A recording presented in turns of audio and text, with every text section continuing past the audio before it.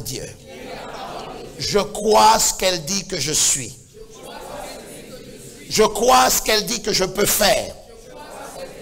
Quand j'ouvre la Bible, j'ouvre la bouche de Dieu. Et c'est Dieu qui me parle. Ce matin, je veux produire des exploits. Parce que je veux croire dans la parole. Je veux croire dans la parole. Qui n'est pas la sagesse des hommes. Qui n'est pas l'intelligence des hommes. Mais qui est la voix de Dieu. Qui me parle. Ce matin, je m'élève avec la parole de Dieu dans le but de produire des exploits dans le nom de Jésus-Christ. Dans le nom de Jésus-Christ. Dans le nom de Jésus-Christ. Dans le nom de Jésus-Christ. Merci Seigneur. Alléluia. Alléluia. Ce matin, nous allons aller dans le livre de Néhémie. Et nous allons parler de Néhémie. Nous allons voir la vie de cet homme. Et nous allons voir un homme comme vous et moi. Mais qui a su porter et prendre un fardeau en voyant Israël, la porte de Jérusalem et Israël en mauvais état. Vous savez, écoutez-moi, les véritables enfants de Dieu, ce sont ceux qui constatent que les choses ne vont pas et qui vont invoquer leur Dieu pour demander à Dieu d'agir. Les chrétiens laxistes, et dans notre nation, il y a tellement de choses qui se passent. On a plusieurs personnes ont dit qu'ils ont entendu Dieu. Plusieurs ont entendu Dieu, mais ils ont détruit ce qui a été fait auparavant. Ce qui a été apporté par les apôtres avant nous, eux, ils l'ont détruit sur la base d'une nouvelle révélation. Et ce matin, je veux simplement parler de la Bible. Pas de ce que je pense ou ce que je crois moi-même. Je veux parler de la Bible. Je veux dire à quelqu'un, après que nous ayons lu ces quelques passages, et de voir comment un homme qui était un échanson, c'est-à-dire qui servait de l'eau à un roi, comment il se présentait devant son roi tous les jours. Et le jour, il s'est présenté avec la tristesse et le fardeau d'Israël. Le roi l'a vu sur son visage. Alléluia. Souvent, les gens nous voient abattus parce que nous avons nos propres problèmes que parfois nous avons créés nous-mêmes. Est-ce que quelqu'un me comprend? Souvent, j'ai constaté que beaucoup de personnes vivent des problèmes qu'ils ont créés eux-mêmes. Parfois, les gens veulent être tellement spirituels, ils veulent être plus spirituels que Jésus lui-même. Et puis nous voyons toutes sortes de choses qui sortent en ce moment. Et j'ai compris que c'est dans les derniers temps que vont se manifester ces catégories d'esprit. Aujourd'hui, Dieu recherche des hommes humbles et qui vont dans la continuité de ce qu'il a créé. Nous ne pouvons pas, comment dirais-je, détruire ce qui a été fait avant sur la base d'une nouvelle révélation. La Bible doit être la parole qui confirme ce que nous disons et ce que nous faisons dans un siècle comme celui-là. Alléluia. Alléluia. Aujourd'hui, il est plus facile de divorcer parce qu'on a mis les passages de la parole de Dieu de côté. Que personne ne sépare ce que Dieu a joint. Mais on dit non, c'est une autre époque. On le met de côté. Mais Dieu demandera compte quand le temps viendra. Lisons la parole de Dieu, Néhémie, chapitre 1er. Parole de Néhémie, fils d'Hakalia. Au mois de Kislev, la 20e année, j'étais à Suse, dans la capitale. Anani, l'un de mes frères et quelques hommes arrivèrent à Juda. Je les questionnais au sujet des Juifs réchappés qui étaient restés de la captivité et au sujet de Jérusalem. Ils me répondirent, ceux qui sont restés de la captivité sont là, dans la province, au comble du malheur et de l'opprobre. Les murailles de Jérusalem sont en ruine, et ses portes sont consumées par le feu. Lorsque j'entendis ces choses, je m'assis, je pleurais. Et je fus plusieurs jours dans la désolation. Je jeûnais, je priais devant le Dieu des cieux. Et je dis, ô éternel Dieu des cieux, Dieu grand et redoutable, toi qui gardes ton alliance et qui fais miséricorde à ceux qui t'aiment et qui observent tes commandements. Que ton oreille soit attentive et que tes yeux soient ouverts. Écoute la prière que ton serviteur t'adresse en ce moment, jour et nuit. Pour tes serviteurs, les enfants d'Israël, en confessant les péchés des enfants d'Israël, nos péchés contre toi. Car moi et la maison de mon père, nous avons péché. Nous t'avons offensé. Nous avons point observé les commandements, les lois, les ordonnances que tu prescrivis à Moïse, ton serviteur. Souviens-toi de cette parole que tu donnas à Moïse, ton serviteur, de prononcer. Lorsque vous pécherez, je vous disperserai parmi les peuples. Mais si vous revenez à moi, et si vous observez mes commandements, et les mettez en pratique, alors, quand vous serez exilés à l'extrémité du ciel, de là, je vous rassemblerai et je vous ramènerai dans le lieu que j'ai choisi pour y résider mon nom. Ils sont tes serviteurs et ton peuple que tu as racheté par ta grande puissance et ta main forte. Ah Seigneur, que ton oreille soit attentive à la prière de ton serviteur et à la prière de tes serviteurs qui veulent craindre ton nom. Donne aujourd'hui du succès à ton serviteur et fais-lui trouver grâce devant cet homme. J'étais alors échanson du roi. Dis Amen. Amen. Dis encore Amen. Amen. Voilà Néhémie qui était échanson du roi. Il versait de l'eau simplement. Il pourvoyait à la boisson du roi. Toute boisson confondue, il pourvoyait aux besoins de la soif du roi et des gens du château. Mais voilà que Néhémie était un juif consacré. Un homme qui connaissait Dieu parce que nous voyons dans ce que nous venons de lire qu'il s'adressait à Dieu et en sachant que Dieu était là, puisqu'il demandait pardon au Seigneur, il était conscient de qui était Dieu lui-même. Et il savait que Jérusalem avait une valeur pour le peuple d'Israël. Et cela n'était pas négligeable. Et depuis que la terre est terre, depuis que le soleil brille, Israël et Jérusalem ont toujours été liés. Alléluia. Et Israël a toujours été attaqué. Même aujourd'hui, nous voyons encore Israël attaqué pour des raisons parfois que nous ne comprenons pas trop. Et je ne veux pas entrer dans la partie politique des choses, mais simplement pour vous dire que sur la terre, Israël est une cible pour toutes les nations. Alléluia. Pour toutes les nations. Mais Dieu, ayant fait en sorte de réunir Israël, a permis à Israël d'être, comment dirais-je, une autorité dans le monde, et ce qu'on appelle dans le monde économique. Alléluia. Dans tout le monde économique, que vous alliez au Russie, aux États-Unis, la plus grande, l'une des plus fortes nations du monde, et les Israéliens, c'est-à-dire les Juifs, détiennent un grand pouvoir économique. Pourquoi? Parce qu'ils ont été choisis par Dieu, mais jusqu'à maintenant, ils honorent Dieu. Alléluia. J'ai dit Alléluia. C'est pour ça que vous pouvez aller dans n'importe quel quartier et si le quartier est juif, vous allez reconnaître que c'est juif. Parce que dès le vendredi soir, vous allez voir qu'il y a plus de mouvement. Samedi matin, il y aura plus de mouvement parce que c'est le sabbat.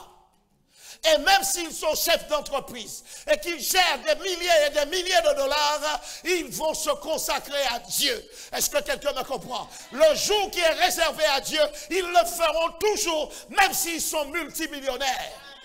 Est-ce que quelqu'un me comprend? C'est pour ça qu'Israël aura toujours un aspect vraiment très fort aux yeux de Dieu. Alléluia. Parce qu'ils ont compris le système du royaume. Tu honores Dieu et Dieu t'honore. Alléluia. Mais on ne peut pas négliger Dieu, négliger les choses de Dieu et penser que Dieu sera d'accord avec nous. Non. Non, non, non, non, non, non, non, non, non. C'est pour ça que les chrétiens, c'est-à-dire les born again, c'est-à-dire ceux qui sont nés de nouveau, doivent revenir aux Écritures et dans le fait d'honorer Dieu et d'honorer les choses de Dieu. Amen. Alléluia. Non, tu ne m'as pas compris. Parce que les chrétiens du 21e siècle, on leur a enseigné que seule la bénédiction de Dieu est importante. C'est pour ça que dès que quelqu'un a un travail aujourd'hui, Dieu pour lui n'est rien. Parce que son travail devient son pourvoyeur. Vous comprenez? Mais le juif a compris ça. Il gère des milliers de dollars, mais il donne toujours la gloire au Seigneur. Alléluia. Et plusieurs systèmes dans le monde, les musulmans prient 5 fois par jour. Daniel dans la Bible priait 3 fois par jour, je crois. Mais nous, chrétiens, aujourd'hui, combien de temps on prie? Combien de fois par jour? Est-ce que lorsque l'église est attaquée, est-ce que cela te fait mal ou pas? Aujourd'hui, les gens disent non, l'église est attaquée parce que l'église est charnelle. Mon ami Jésus dit que lui, il aime l'église et qu'il revient pour son église. Et ça ne te fait rien lorsque des églises sont détruites, des pasteurs sont tombés, des hommes et des femmes de Dieu abandonnent le fait de servir Dieu. Et le public, les born again, applaudissent très fort pour dire, voilà, je savais qu'il allait tomber.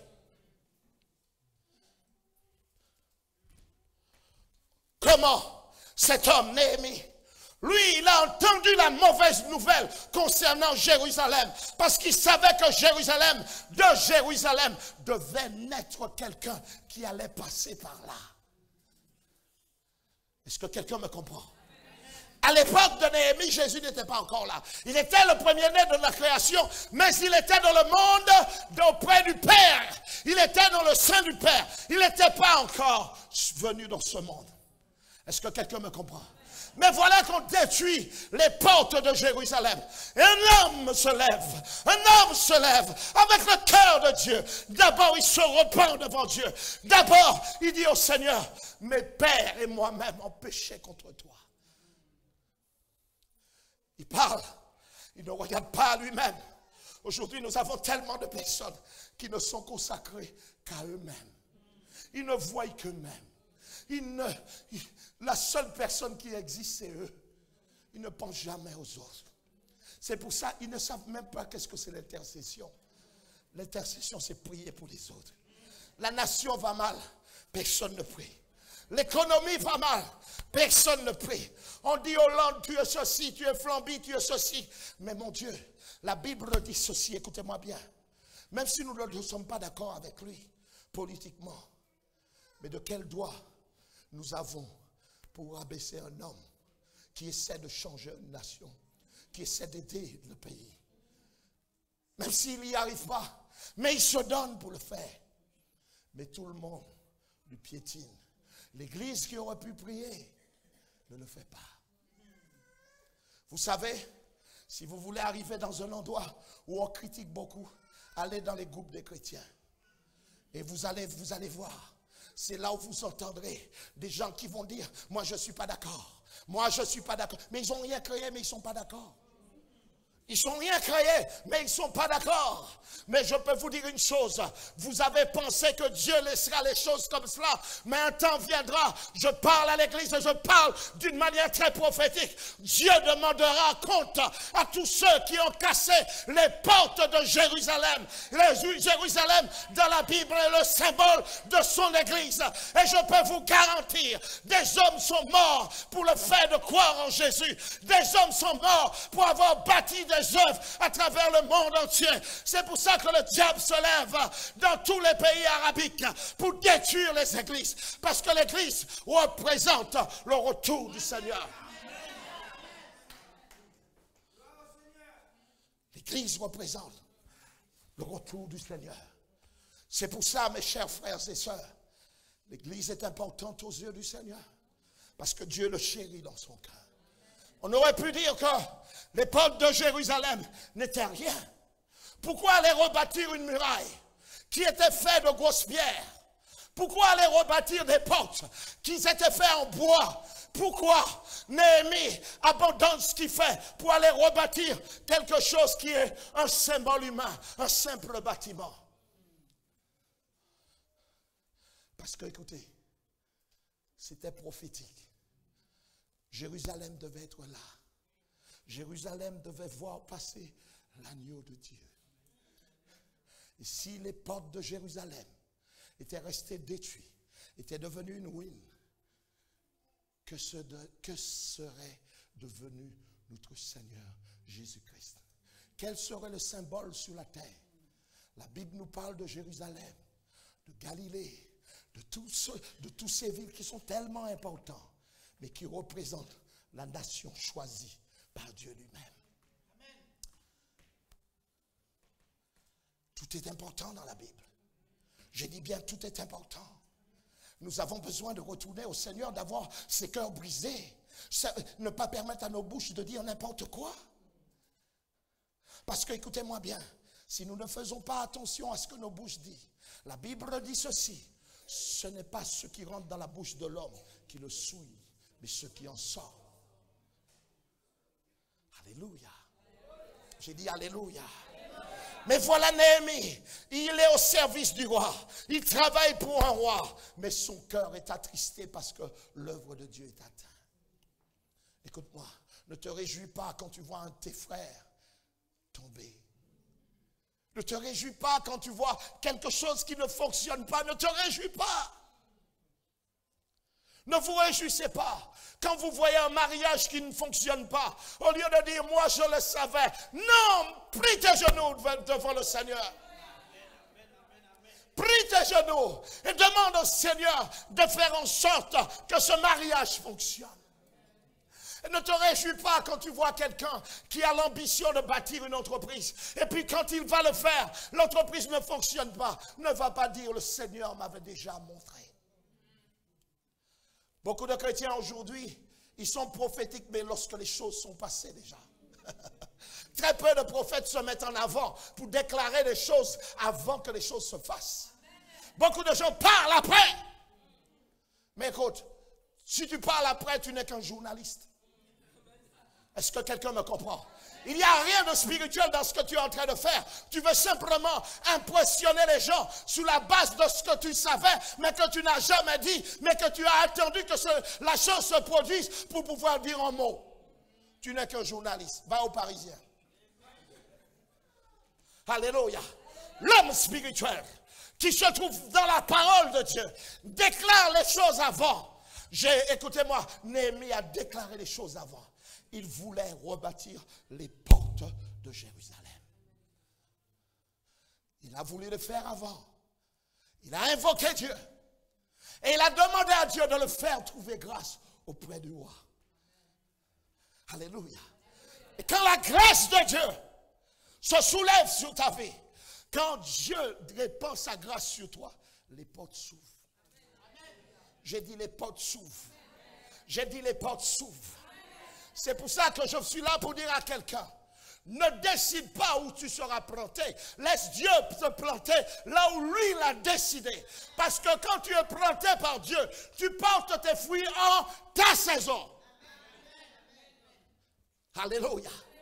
Mais aujourd'hui, le Saint-Esprit ne peut plus conduire les gens. Parce que chacun décide de lui-même. La Bible dit qu'il vous enseignera toutes choses. Mais il ne peut plus enseigner parce que chacun décide. Alléluia. J'ai dit alléluia. Et c'est pour ça que là où Dieu ne t'a pas envoyé, la provision ne sera pas là-bas. Fais ce que tu veux, force-toi, et des bonnes idées et tous les diplômes que tu veux. Là où Dieu ne t'a pas envoyé, rien ne fonctionnera. Tout fonctionnera là où il t'a envoyé. Et cela ne veut pas dire là où il t'a envoyé, il n'y aura pas de problème. Non, et tu rencontreras des problèmes. Mais tu les traverseras. Dis à ton voisin, tu les traverseras. Dis-lui, tu les traverseras. Alléluia. On va continuer de lire la parole de Dieu. On descend au chapitre 2 et on va revenir au chapitre 1er encore. Au mois de Nissan, c'est-à-dire l'entrée du printemps. Dans le langage hébreu, c'est l'entrée du printemps. La 20e année du roi d'Artaxerxès. Un mot compliqué. Comme le vin était devant lui, je pris le vin et je l'offris au roi. Jamais je n'avais paru triste en sa présence. Vous voyez la discipline qu'avait Néhémie. Durant toutes ces années, il ne s'était jamais présenté devant le roi avec un visage abattu.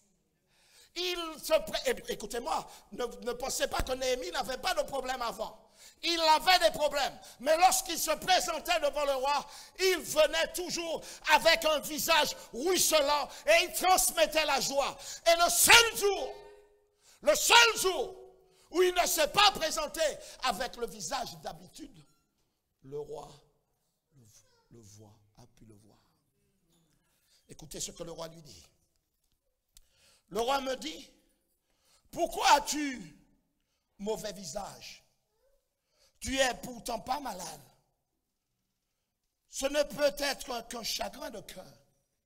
Le roi croyait que Néhémie était un coureur de jupons. Il s'est encore trompé. Pénina avait pensé que Anne était une alcoolique. Parce qu'il avait vu que Anne était abattue. Il avait dit, mais passe-moi ton vin. Oh, mais ce n'était pas une histoire de vin. C'était une histoire de consécration.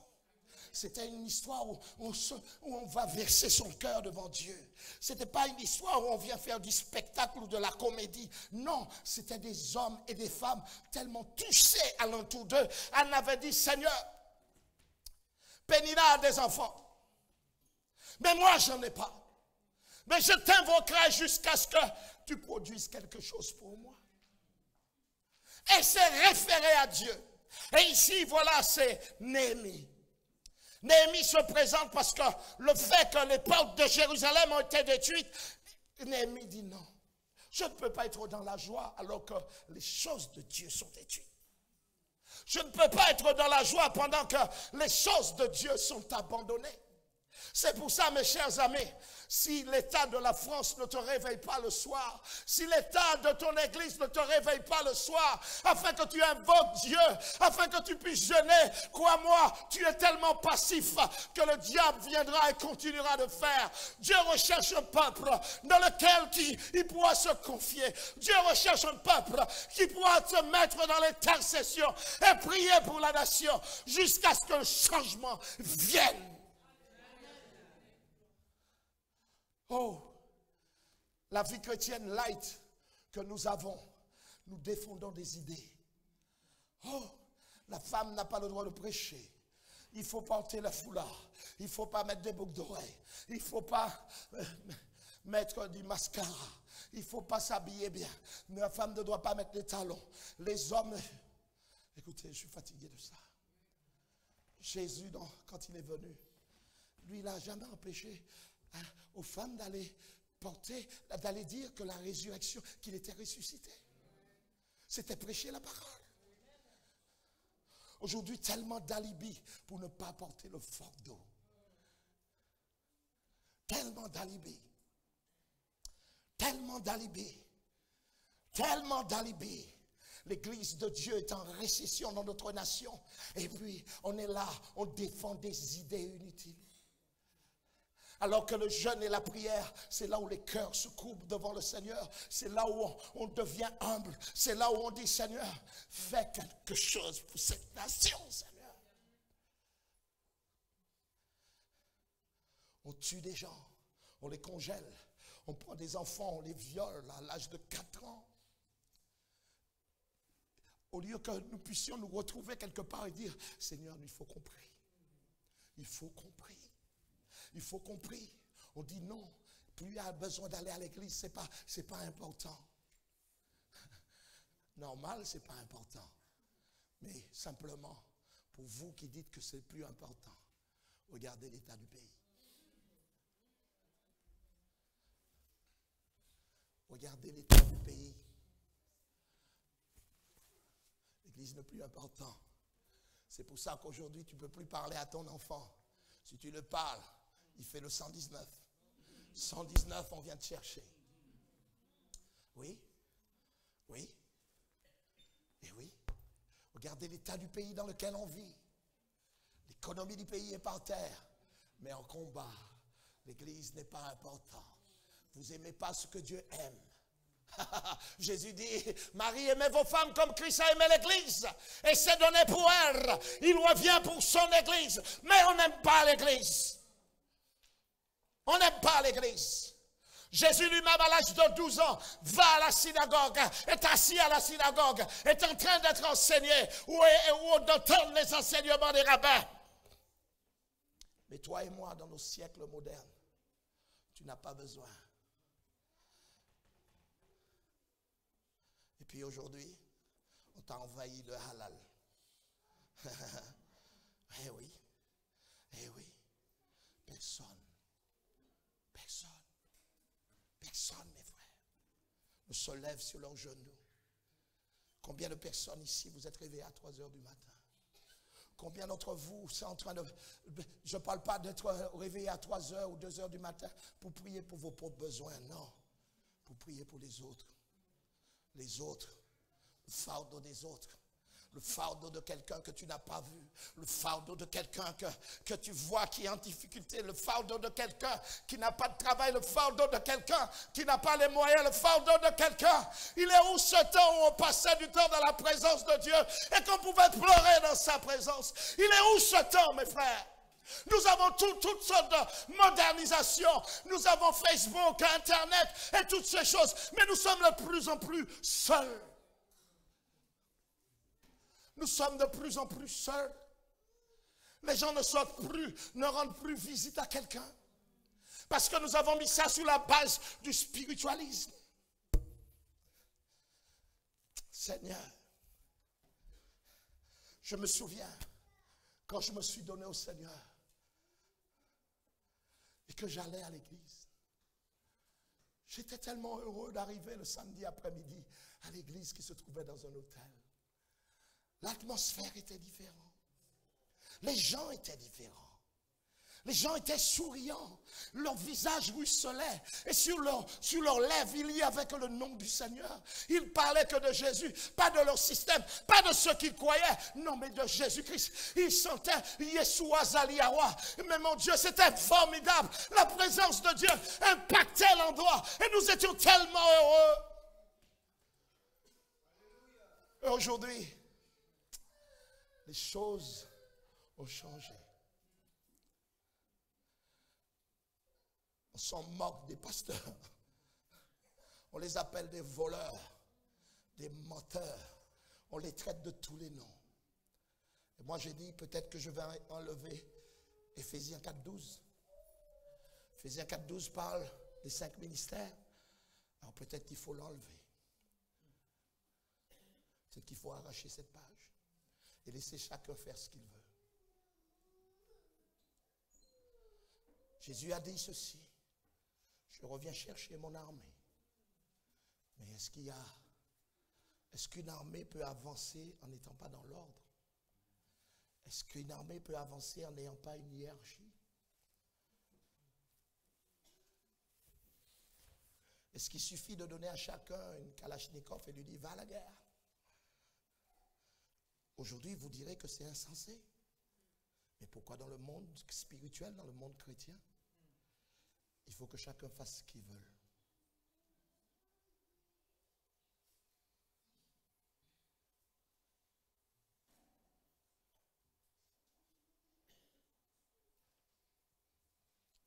Alléluia.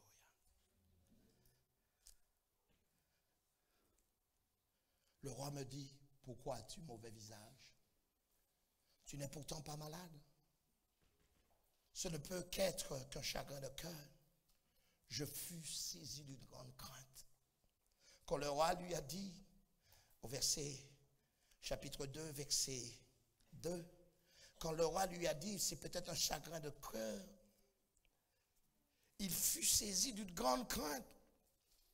Je répondis au roi, que le roi vive éternellement. Moi, ce que j'aime avec Néhémie, c'est surtout l'humilité que cet homme a. Il respecte le roi devant lui. Il est en train de parler au roi, mais il le parle avec respect. Il a le fardeau pour Israël, mais par contre, il est devant un roi, mais il ne dépasse pas les limites. Il traite le roi comme un roi. Que le roi vive éternellement. Comment n'aurais-je pas mauvais visage lorsque la ville où sont les sépulcres de mes pères est détruite et que ses portes sont consumées par le feu? Et le roi me dit, que demandes-tu? Je prierai le Dieu des cieux. Et je répondis au roi, si le roi le trouve bon et si ton serviteur lui est agréable, envoie-moi en Juda vers la ville des sépulcres de mes pères pour que je la rebâtisse. Est-ce que toi et moi nous pouvons parler comme ça à nos chefs, à nos pasteurs, à nos serviteurs, à des gens qui ont une autorité? Est-ce que nous pouvons leur parler comme ça? Et si ton serviteur lui est agréable, est-ce que, écoutez-moi bien, est-ce qu'un pasteur quelque part, parce que la plupart d'entre vous, vous n'êtes pas nés de nouveau ici, mais est-ce qu'on peut appeler un pasteur qui parlera de cette façon de toi? Des traces que tu as laissées. Ou as-tu été les combattre avec la révélation et tes rêves? Ou avec ce que tu as compris de la parole? Est-ce que quelqu'un peut parler de toi ainsi? Voilà que Néhémie est devant le roi avec plein de respect. Mais avant d'aller devant le roi, il avait déjà passé un temps dans la prière et dans l'intercession. Il avait déjà invoqué Dieu. Et voilà qu'il va devant le roi et qu'il demande au roi, est-ce que tu peux me laisser aller? Mais il dit au roi pourquoi il s'en va. Il dit ceci, vers la ville de sépulcre de mes pères, pour que je la rebâtisse. Et rappelez-vous, il ne servait que dans la maison du roi. Comment Néhémie aurait pu aller rebâtir des murailles? Avec quoi? Avec quoi? Il quitte la maison du roi par la foi. Avec le seul but, le seul rêve, celle de rebâtir les murailles de Jérusalem. Alléluia. Il ne s'est pas posé la question, comment il va faire pour avoir le bois? Comment il va faire pour avoir les pierres? Mais la seule façon, comme il avait le désir de rebâtir l'œuvre de Dieu, Dieu surnaturellement a apporté tout ce qu'il fallait pour que Jérusalem soit rebâtie. Alléluia. À chaque fois qu'un homme a le désir de bâtir des choses pour Dieu, à chaque fois qu'un homme est suscité à une époque ou à un temps pour faire quelque chose, Dieu sera avec lui. J'ai dit Dieu sera avec lui. L'enfer savait que Moïse allait être quelqu'un. À l'époque, lorsque Moïse est né, un décret de loi est sorti de tuer tous les enfants mâles. Parce que, écoutez-moi bien, l'enfer réfléchit. Comment empêcher que le christianisme se développe en France? Détruire l'église. On voit chacun chez eux. Et ils n'auront plus de pouvoir. Mais si l'église est là, si l'église a le véritable visage de Jésus, les choses seront différentes. Mais voilà, tue Moïse, mais la mère de Moïse, avec la sagesse de Dieu, a dit, mon fils ne peut pas mourir, il est trop beau.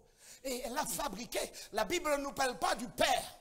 La Bible dit que c'est la mère qui a bâti un panier d'oseille et puis qui a mis Moïse dedans. Et par la foi, parce que le père, bien souvent quand les choses sont difficiles, on ne voit pas les hommes. On ne les voit pas.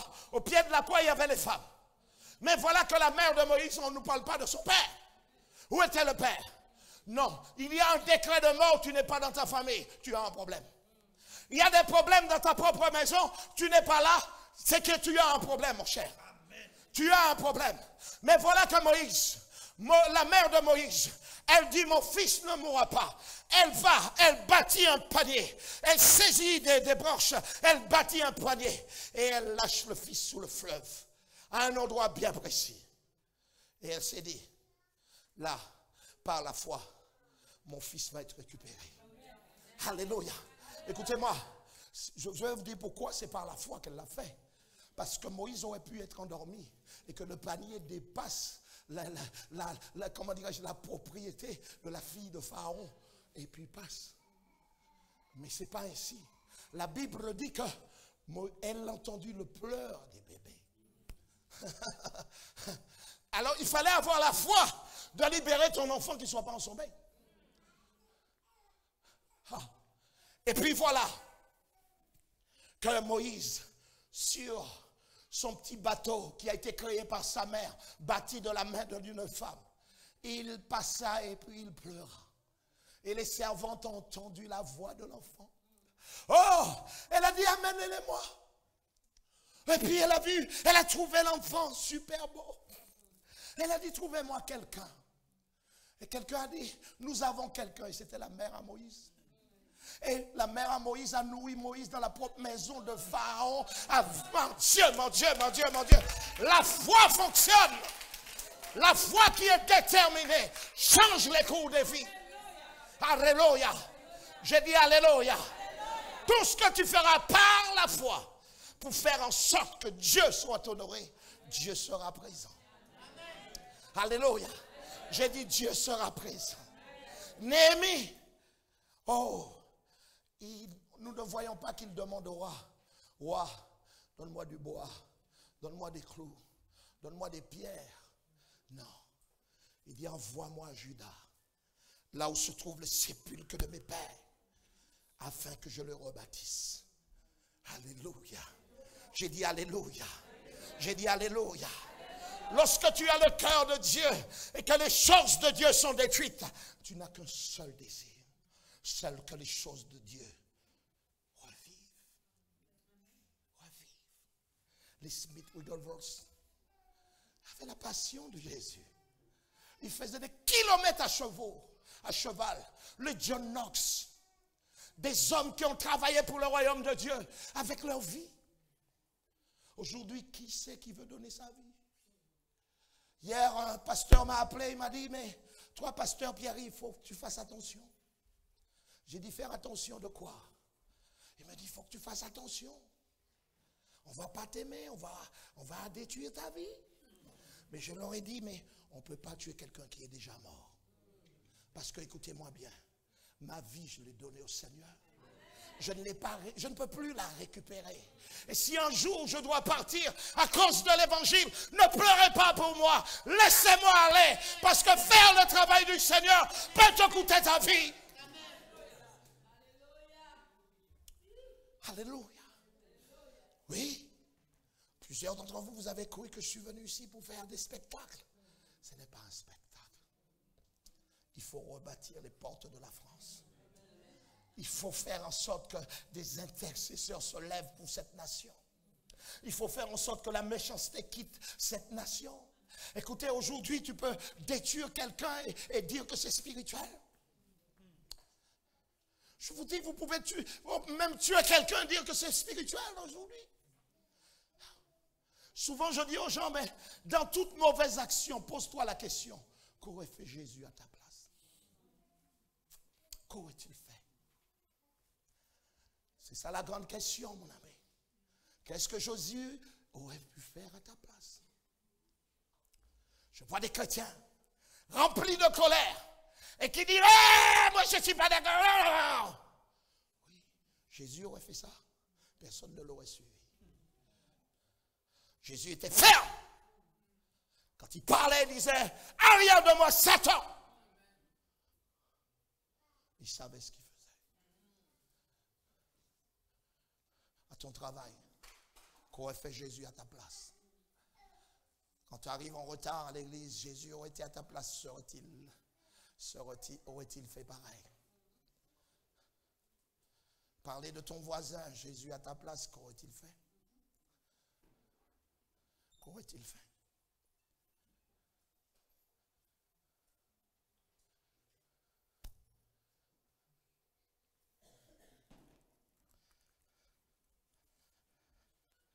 Depuis ce matin, je me suis réveillé.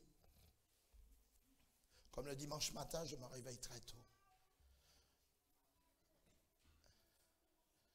Et je me suis réveillé avec une tristesse au fond du cœur. Celle de voir l'état du corps de Christ. Je pleurais. Je me dis, Seigneur, est-ce que je suis le seul à comprendre, ou parmi les seuls à comprendre, que l'Église a besoin de se réveiller? Je dis, Seigneur, pour mener des actions, pour faire en sorte que la France, le pays, un beau pays comme celui-là, ait un autre visage, il va nous falloir une unité pas possible. Et Seigneur, comment on arrive aujourd'hui à réunir un lion, un lapin, un lièvre dans une même cage sans que l'un ne mange l'autre? Mais c'est beaucoup plus difficile de réunir deux chrétiens dans une même maison.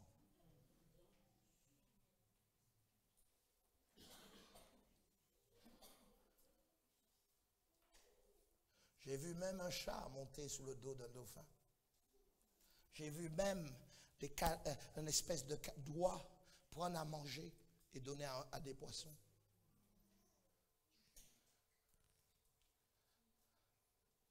Mais mettez deux chrétiens, 2 semaines, l'un à côté de l'autre, c'est la guerre. Qu'est-ce qui nous est arrivé? Dites-moi, qu'est-ce qui nous est arrivé? Qu'est-ce qui nous est arrivé? Où avons-nous mis l'évangile? Où avons-nous mis l'évangile? Où l'avons-nous mis? Où avons-nous mis Jésus?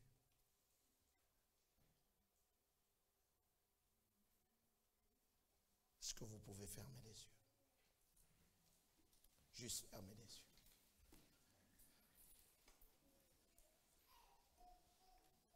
Je voudrais que chacun rentre en soi-même. Vous et moi, nous voyons l'état du corps de Christ. Les églises grandissent par des gens qui détruisent une église quelque part et qui vont dans une autre. Alors que dans l'acte des apôtres, il est dit que le Saint-Esprit rajoutait. Mais est-ce que le Saint-Esprit peut rajouter là où il y a les blessures, là où il y a les gens durs? Maintenant, nous sommes là devant sa face. Vous n'êtes pas devant la face du pasteur Pierre-Yves, parce que je n'ai pas le pouvoir de vous sauver, ni le pouvoir de vous changer. Je n'ai pas ce pouvoir. Mais maintenant, si tu es dur au fond de toi, maintenant tu es face au Seigneur. Tu peux lui dire que tu es devenu dur, ou tu es de ceux qui n'écoutent plus rien. Tu fais qu'à ta tête. Tu es peut-être mère de famille. Et ton mari et toi-même, plus rien ne fonctionne parce qu'un d'entre vous est devenu dur. Et je te pose la question, si Jésus était à ta place, quelle serait son attitude? Lui qui a pardonné celui qui a coupé l'oreille d'un sacrificateur. Lui qui a pardonné ceux qui ont craché sur lui. Lui qui a pardonné ceux qui l'ont crucifié, il les a pardonnés. Mais nous aujourd'hui, quel genre de pardon utilisons-nous? Nous sommes entre nous, mes frères. Nous sommes entre nous, mes sœurs. L'heure est tellement grave. Voilà, ce matin, nous avons le cœur devant le Seigneur. Nous avons vu que Néhémie, lui, avait le souci de rebâtir les portes de Jérusalem. Mais ce matin, quel est ton souci? Qu'est-ce que tu peux rebâtir? Est-ce que le piano peut s'y mettre, s'il vous plaît? Alléluia. Alléluia. Qu'est-ce que tu peux rebâtir? Il y a des relations qui ont été brisées par des petites choses. Est-ce que cela peut être rebâti? Il y a des parents qui ne parlent plus à leurs enfants. Est-ce que cela peut être rebâti? Est-ce que cela peut être rebâti? Il y a des membres de famille, tu t'es fâché avec eux juste parce que parfois ils ont garé leur véhicule juste devant le bateau de ta maison. Tu t'es fâché avec eux. Ou même des voisins. Tu t'es mis en colère pour cela. Alors, Jésus à ta place, qu'est-ce qu'il aurait fait?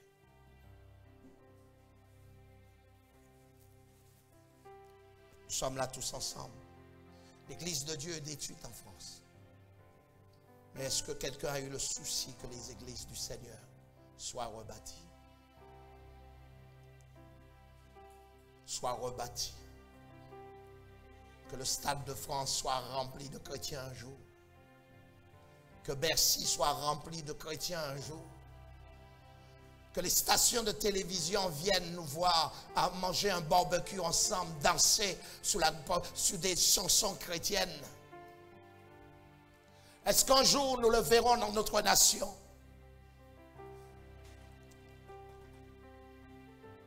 Voilà le moment. C'est vraiment le moment. Et le message, je l'intitule « Quand j'avais décidé de rebâtir ce qui avait été détruit. » Quand j'ai décidé de rebâtir ce qui avait été détruit.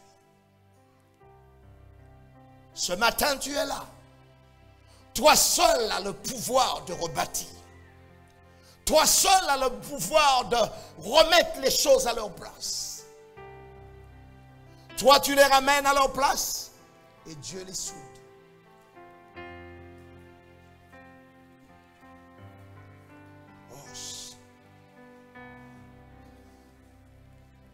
Peut-être que tu es là, jeune garçon, et que tu as pris l'habitude de lever la voix sur maman.